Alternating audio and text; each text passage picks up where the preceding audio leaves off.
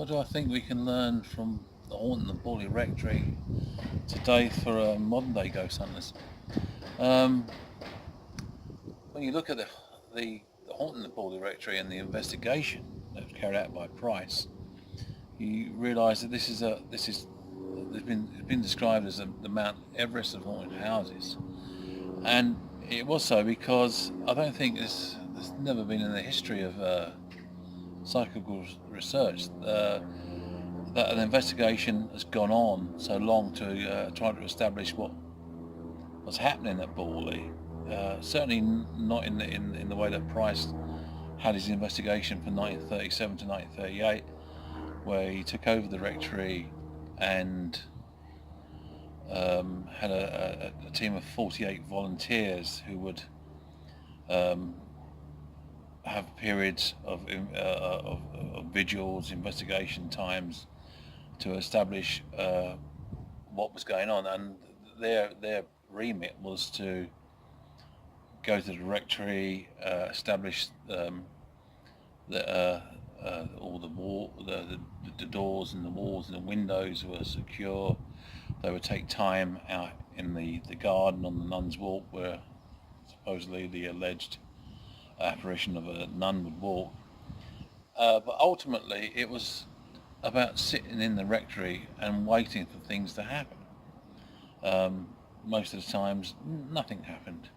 They would go out and check every hour, every 2 hours, the house and the grounds.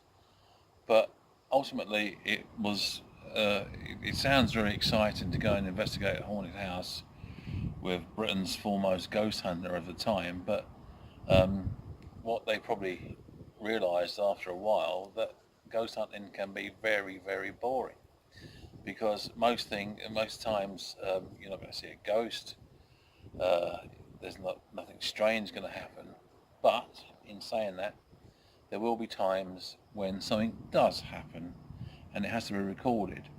And the good thing about what Price did, as I suppose before he took over the investigation of Borley Rectory, this had never been done before. Nobody had taken on a year-long investigation of a haunted location.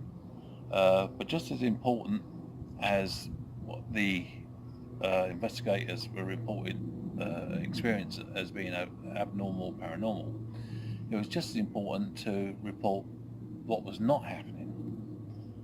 Therefore, you get this kind of, we call it phenomenology, where if you get a situation where predominantly that nothing happens and so on and so forth, but occasionally with the minor paranormal activity, that you work out how these things might occur and why they occur, and are the people who are in the house at the time, climatic conditions, atmospheric conditions would affect the way phenomena would occur.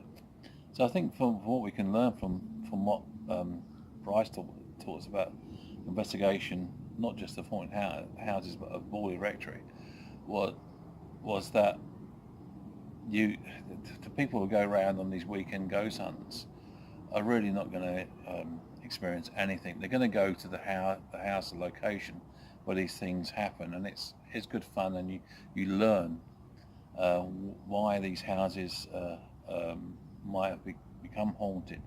But for the true scientifically minded, the true paranormal type investigator, it really is a boring situation where you just sit in darkened rooms and wait and wait and wait, and invariably nothing happens. But when it does happen, you have to be there to record it. And that's how we build up a picture of why a house is haunted. But you're not going to go, nobody who goes to Borley today, they're not going to see the nun, they're not going to see the phantom coach. They're probably, on a sunny, happy day, they're not going to see anything.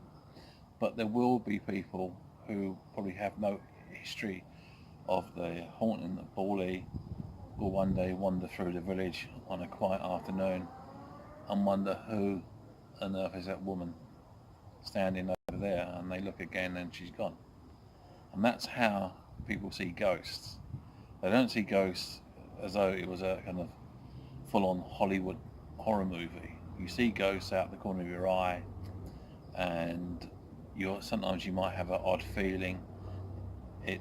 Some things are not quite right, but that is if you're prepared to wait in cold, drafty rooms and corridors, and write down and note the fluctuations in temperature, atmospheric conditions and stuff like that, and correlate all that at the end of the day, at the end of the week, the month, or in Price's case, the end of the year, then you'll probably will get a pattern of what these things are and how they occur, and you can say, yes, this is paranormal phenomena, i.e. it's phenomena which is outside the realms of the normal. But ghost hunting at the weekend is a completely different situation. But both can be enjoyed, but one requires stamina. The long-winded one requires dedication and thought, whereas I suppose the weekend one is just for a quick laugh and a thrill.